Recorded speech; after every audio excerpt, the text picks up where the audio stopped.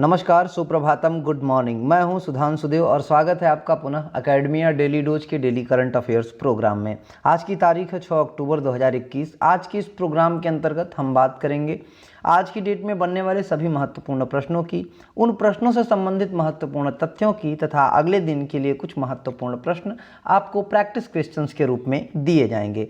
तो आइए सबसे पहले बात कर लें अभ्यास प्रश्नों के समाधान की। लेकिन उससे पहले आपको बता दें कि अगर आपको इस वीडियो का पीडीएफ चाहिए तो आप हमारे टेलीग्राम चैनल से डाउनलोड कर सकते हैं। टेलीग्राम चैनल का जो लिंक है वो आपको नीचे डिस्क्रिप्शन बॉक्स में मिल जाएगा। तो सबसे पहले बात कर लें सॉल्यूशन की उन प्रश्नों के जो लास्ट वीडियो में आपको दिए गए थे।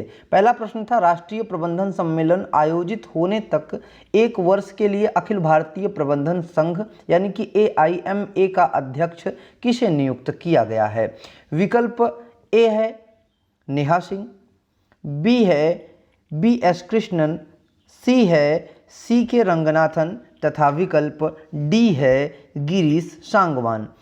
प्रश्न को दोबारा से सुन लें। राष्ट्रीय प्रबंधन सम्मेलन आयोजित होने तक एक वर्ष के लिए अखिल भारतीय प्रबंधन संघ यानी कि AIMA का अध्यक्ष किसे नियुक्त किया गया है? विकल्प ए है नेहा सिंह, बी है BS कृष्णन, सी है CK रंगनाथन तथा विकल्प डी है गिरीश सांगवान। इनमें से विकल्प सी CK रंगनाथन बिल्कुल सही उत्तर है। बात करें उत्तर के स्पष्टीकरण की तो केबिन केयर प्राइवेट लिमिटेड के अध्यक्ष और प्रबंध निदेशक CK रंगनाथन को सितंबर 2022 में राष्ट्रीय प्रबंधन सम्मेलन आयोजित होने तक एक वर्ष के लिए अखिल भारतीय प्रबंधन संघ यानी कि AIMA का अध्यक्ष नियुक्त किया गया है। अगला प्रश्न था, in her book my life in full work family and our future नामक पुस्तक के लेखक कौन है? विकल्प ए है चेतन भगत, बी है इंदिरा नूई, सी है गिरीश पटेल तथा विकल्प डी है गोल्डी देसाई। प्रश्न को दोबारा से सुने। In her book my life in full work family and our future नामक पुस्तक के लेखक कौन है? विकल्प ए है चेतन भगत, बी इंदिरा नूई, सी गिरीश पटेल तथा विकल्प डी है गोल्डी देसाई। इनमें से विकल्प बी इंदिरा नूई बिल्कुल सही उत्तर है। बात करें उत्तर के स्पष्टीकरण की तो अपनी पुस्तक my life in full work family and our future में इंदिरा नूई उस महत्व पर ध्यान केंद्रित करती हैं जो कामकाजी महिलाओं के जीवन में संगठनात्मक समर्थन निभाता है। यह तो बात हो गई आज की उन प्रश्नों के समाधान की जो कि अंतिम वीडियो में आपको दिए गए थे। अब बारी है बात करने की आज की डेट में बनने वाले सभी करंट अफेयर्स से रिलेटेड महत्वपूर्ण प्रश्नों की। तो आइए बात करें आज की डेट में बनने वाले महत्वपूर्ण प्रश्नों की। तो पहला प्रश्न है, विश्व हृदय दिवस प्रतिवर्ष किस तारीख को मनाया जाता है? ये प्रश्न पिछले माह का ही है, लेकिन आपको इस माह में भी ये प्रश्न एक बार दोबारा से मैं पॉइंट आउट कर रहा हूँ कि विश्व हृदय दिवस प्रतिवर्ष किस तारीख को मनाया जाता है। विकल्प ए है 29 सितंबर, बी है 28 सितंबर, सी है 26 सितंबर तथा विकल्प डी है 30 सितंबर। प्रश्न को दोबारा से सुने। विश्व हृदय दिवस प्रतिवर्ष किस तारीख को मनाया जाता है? विकल्प ए है 29 सितंबर, बी 28 सितंबर, सी 26 सितंबर तथा विकल्प डी है 30 सितंबर। इनमें से विकल्प ए 28 सितंबर बिल्कुल सही उत्तर है। बात करें उत्तर के स्पष्टीकरण की तो विश्व हृदय दिवस प्रतिवर्ष 29 सितंबर को मनाया जाता है ताकि लोगों का ध्यान हृदय रोग और संबंधित स्वास्थ्य मुद्दों की ओर आकर्षित किया जा सके। अगला प्रश्न है, कुत्ते की मध्यस्थता वाले रेबीज उन्मूलन के लिए राष्ट्रीय कार्य योजना का अनावरण किस वर्ष किया गया है? विकल्प ए है 2025, बी है 2030, सी है 2035 तथा विकल्प डी है 2027। प्रश्न को दोबारा से सुने। कुत्ते की मध्यस्थता वाले रेबीज उन्मूलन के लिए राष्ट्रीय कार्य योजना का अनावरण किस वर्ष किया गया है? विकल्प ए है 2025, बी है 2030, सी है 2035 तथा विकल्प डी है 2027। इनमें से विकल्प बी 2030 बिल्कुल सही उत्तर है। बात करें उत्तर के स्पष्टीकरण की तो विश्व रेबीज दिवस 28 सितंबर पर केंद्रीय स्वास्थ्य और परिवार कल्याण मंत्री श्री मनसुख मंडाविया और केंद्रीय मत्स्य पालन, पशुपालन और डेयरी मंत्री श्री पुरुषोत्तम रूपाला ने 2030 तक कुत्ते मध्यस्थता वाले रेबीज उन्मूलन यानी कि NPIRE के लिए राष्ट्रीय कार्य योजना का अनावरण किया। अगला प्रश्न है, कारपोरेट मामलों के मंत्रालय यानी कि MCA ने एक बार फिर कंपनी कानून समिति के कार्यकाल को 16 सितंबर 2022 तक कितने साल के लिए बढ़ा दिया है? विकल्प ए है 5 वर्ष, बी है 3 वर्ष, सी है 1 वर्ष तथा विकल्प डी है 2 वर्ष। प्रश्न को दोबारा से सुने। कारपोरेट मामलों के मंत्रालय यानी कि एमसीए ने एक बार फिर कंपनी कानून समिति के कार्यकाल को 16 सितंबर 2022 तक कितने साल के लिए बढ़ा दिया है? विकल्प ए है 5 वर्ष, बी है 3 वर्ष, सी है 1 वर्ष तथा विकल्प डी है 2 वर्ष। इनमें से विकल्प सी 1 वर्ष बिल्कुल सही उत्तर है। बात करें उत्तर के स्पष्टीकरण की, तो कारपोरेट मामलों के मंत्रालय यानी कि एमसीए ने एक बार फिर कंपनी कानून समिति के कार्यकाल को 1 वर्ष के लिए 16 सितंबर 2022 तक बढ़ा दिया है। अगला प्रश्न है, भारतीय रिजर्व बैंक यानी कि आरबीआई ने बैंकिंग विनियमन अधिनियम 1949 के प्रावधानों का पालन न करने पर आरबीएल बैंक पर कितनी राशि का जुर्माना लगाया है? विकल्प ए है 2 करोड़ रुपए, बी है 4 करोड़ रुपए, सी है 6 करोड़ रुपए तथा विकल्प डी है 10 करोड़ रुपए। प्रश्न को दोबारा से सुने। भारतीय रिजर्व बैंक आरबीआई ने बैंकिंग विनियमन अधिनियम 1949 के प्रावधानों का पालन न करने पर आरबीएल बैंक पर कितनी राशि का जुर्माना लगाया है? विकल्प ए है 2 करोड़ रुपए, बी है 4 करोड़ रुपए, सी है 6 करोड़ रुपए तथा विकल्प डी है 10 करोड़ रुपए।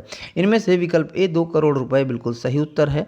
बात करें उत्तर के स्पष्टीकरण की, तो भारतीय रिजर्व बैंक यानी कि आरबीआई ने बैंकिंग विनियमन अधिनियम 1949 के प्रावधानों का पालन न करने के लिए आरबीएल बैंक पर 2 करोड़ रुपए का जुर्माना लगाया है। अगला प्रश्न है, कौन बनेगा जापान का अगला प्रधानमंत्री? विकल्प ए है फूमियो किशिदा, बी है योशिहिदे सुगा, सी है शिंजो आबे तथा विकल्प डी है तारो कोनो। प्रश्न को दोबारा से सुने। कौन बनेगा जापान का अगला प्रधानमंत्री? विकल्प ए है फूमियो किशिदा, बी है योशिहिदे सुगा, सी है शिंजो आबे तथा विकल्प डी है तारो कोनो। इनमें से विकल्प ए फूमियो किशिदा बिल्कुल सही उत्तर है। बात करें उत्तर के स्पष्टीकरण की, तो जापान के पूर्व विदेश मंत्री फूमियो किशिदा ने सत्तारूढ़ दल के नेतृत्व वाला चुनाव जीता है, वस्तुतः यह सुनिश्चित करते हुए कि वह देश के अगले प्रधानमंत्री बनेंगे। अगला प्रश्न है, किस देश ने चीन के उत्पादित जैविक उर्वरकों के आयात पर प्रतिबंध लगा दिया है? विकल्प ए है भारत, बी है श्रीलंका, सी है जर्मनी तथा विकल्प डी है फ्रांस। प्रश्न को दोबारा से सुने। किस देश ने चीन के उत्पादित जैविक उत्पादों के आयात पर प्रतिबंध लगा दिया है? विकल्प ए है Bharat, B Sri Lanka, C Germany तथा विकल्प डी है फ्रांस। इनमें से विकल्प बी श्रीलंका बिल्कुल सही उत्तर है। बात करें उत्तर के स्पष्टीकरण की, तो राज्य के कृषि अधिकारियों द्वारा दूसरी बार हानिकारक बैक्टीरिया की पहचान करने के बाद श्रीलंका ने चीन में उत्पादित जैविक उर्वरकों के आयात पर प्रतिबंध लगा दिया।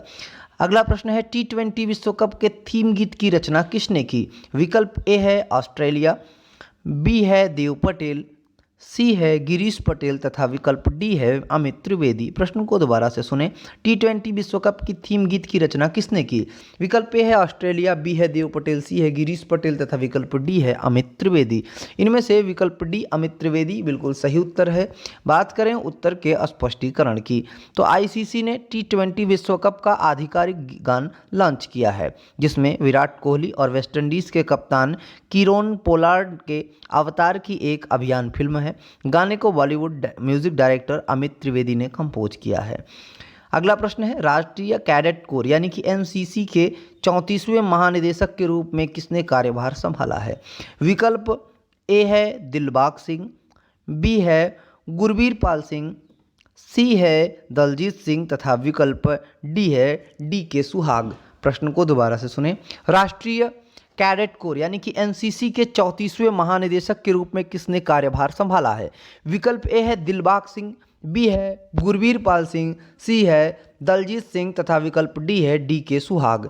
इनमें से विकल्प बी गुरबीर पाल सिंह बिल्कुल सही उत्तर है। बात करें उत्तर के स्पष्टीकरण की, तो लेफ्टिनेंट जनरल गुरबीर पाल सिंह ने 27 सितंबर 2021 को राष्ट्रीय कैडेट कोर यानी कि एनसीसी के 34वें महानिदेशक के रूप में कार्यभार संभाला है। अगला प्रश्न है, निर्भया मिशन शक्ति के तहत एक पहल चरण 3 कार्यक्रम किस राज्य सरकार द्वारा शुरू किया गया? विकल्प ए है उत्तराखंड, बी है महाराष्ट्र, सी है उत्तर प्रदेश तथा विकल्प डी है बिहार। प्रश्न को दोबारा से सुने। निर्भया मिशन शक्ति के तहत एक पहल चरण 3 कार्यक्रम किस राज्य सरकार द्वारा शुरू किया गया? विकल्प ए है उत्तराखंड, बी है महाराष्ट्र, सी है उत्तर प्रदेश तथा विकल्प डी है बिहार। इनमें से विकल्प सी उत्तर प्रदेश बिल्कुल सही उत्तर है। बात करें उत्तर के स्पष्टीकरण की तो मिशन शक्ति चरण 3 के तहत निर्भया एक पहल कार्यक्रम यूपी के मुख्यमंत्री योगी आदित्यनाथ द्वारा शुरू किया गया है। अगला प्रश्न है सूचना तक सार्वभौमिक पहुंच के लिए अंतर्राष्ट्रीय दिवस आमतौर पर सूचना तक पहुंच दिवस के रूप में मनाया जाता है किस तारीख को आयोजित किया जाता है? विकल्प ए है 23 सितंबर, बी है 25 सितंबर, सी है 26 सितंबर तथा विकल्प डी है 28 सितंबर। प्रश्न को दोबारा से सुने। सूचना तक सार्वभौमिक पहुंच के लिए अंतर्राष्ट्रीय दिवस जो आमतौर पर सूचना तक पहुंच दिवस के रूप में मनाया जाता है किस तारीख को आयोजित किया जाता है? विकल्प ए है 23 सितंबर, बी है 25 सितंबर, सी है 26 सितंबर तथा विकल्प डी है 28 सितंबर। इनमें से विकल्प डी 28 सितंबर बिल्कुल सही उत्तर है।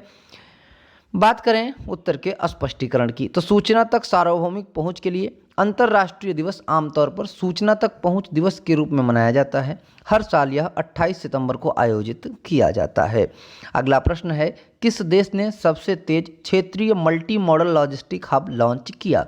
विकल्प ए है संयुक्त अरब अमीरात, बी है बहरीन, सी है जॉर्डन तथा विकल्प डी है कांगो। प्रश्न को दोबारा से सुने। किस देश ने सबसे तेज क्षेत्रीय multi modal logistic hub launch किया? विकल्प ए है संयुक्त अरब अमीरात, बी है बहरीन, सी है जॉर्डन तथा विकल्प डी है कांगो। इनमें से विकल्प बी बहरीन बिल्कुल सही उत्तर है। बात करें उत्तर के स्पष्टीकरण की तो 29 सितंबर 2021 को किंगडम ऑफ बहरीन ने Bahrain global C2 air hub के नाम से जाना जाने वाला सबसे तेज क्षेत्रीय multi modal logistic hub launch किया। यह तो बात हो गई आज की डेट में बनने वाले उन सभी महत्वपूर्ण प्रश्नों की जो कि करंट अफेयर से संबंधित थे। अब बारी है बात करने की आपके लिए कुछ अभ्यास प्रश्नों की, लेकिन उससे पहले आपको फिर से बता दें कि अगर आपको इस वीडियो का PDF चाहिए तो आप हमारे टेलीग्राम चैनल से उसे डाउनलोड कर सकते हैं। टेलीग्राम चैनल का जो लिंक है वो आपको नीचे डिस्क्रिप्शन बॉक्स में मिल जाएगा। तो आइए बात करें अभ्यास प्रश्नों की। पहला प्रश्न आपके लिए आपकी स्क्रीन पर, भारत ने स्वास्थ्य और जैव चिकित्सा विज्ञान के क्षेत्र में किस देश के साथ समझौता ज्ञापन पर हस्ताक्षर किए? विकल्प ए है ऑस्ट्रेलिया, बी है जापान, सी है USA तथा विकल्प डी है संयुक्त अरब अमीरात। प्रश्न को दोबारा से सुने। भारत ने स्वास्थ्य और जैव चिकित्सा विज्ञान के क्षेत्र में किस देश के साथ समझौता ज्ञापन पर हस्ताक्षर किए? विकल्प ए है ऑस्ट्रेलिया, बी है जापान, सी है USA तथा विकल्प डी है संयुक्त अरब अमीरात। अगला प्रश्न आपके लिए, भारत में क्रिप्टो उद्योग किस वर्ष तक निवेश और लागत बचत के रूप में 184 बिलियन डॉलर का आर्थिक मूल्य जोड़ देगा?